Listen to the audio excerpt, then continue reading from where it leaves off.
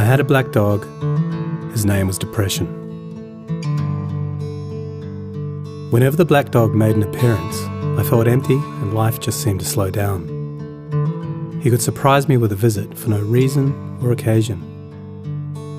The black dog made me look and feel older than my years. When the rest of the world seemed to be enjoying life, I could only see it through the black dog.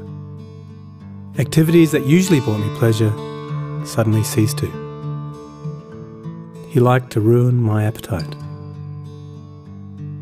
He chewed up my memory and my ability to concentrate.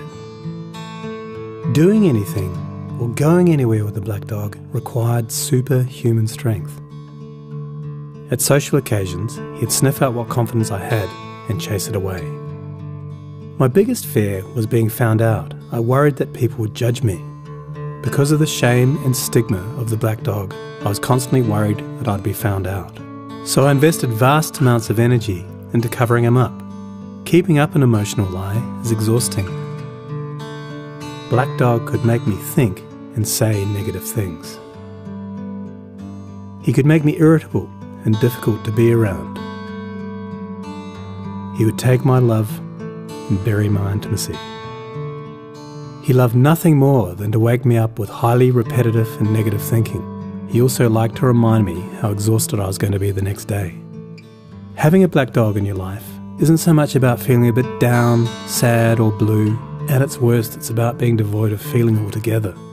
As I got older, the black dog got bigger and he started hanging around all the time. I'd chase him off with whatever I thought might send him running. But more often than not, he'd come out on top. Going down became easier than getting up again.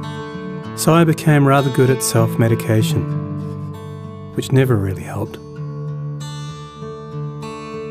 Eventually, I felt totally isolated from everything and everyone. The black dog had finally succeeded in hijacking my life. When you lose all joy in life, you can begin to question what the point of it is. Thankfully, this was the time that I sought professional help. This was my first step towards recovery and a major turning point in my life.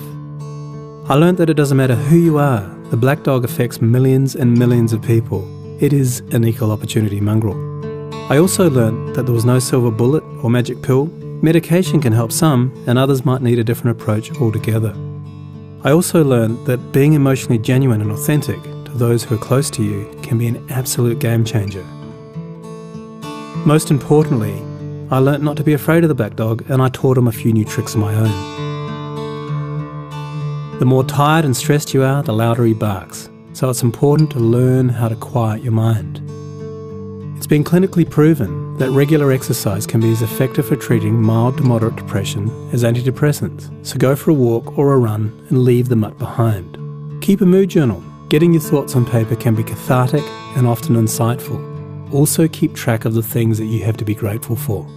The most important thing to remember is that no matter how bad it gets, if you take the right steps, talk to the right people, black dog days can and will pass. I wouldn't say that I'm grateful for the black dog, but he's been an incredible teacher. He forced me to reevaluate and simplify my life. I learnt that rather than running away from my problems, it's better to embrace them. The black dog may always be part of my life, but he'll never be the beast that he was. We have an understanding. I've learned through knowledge, patience, discipline and humour, the worst black dog can be made to heal. If you're in difficulty, never be afraid to ask for help.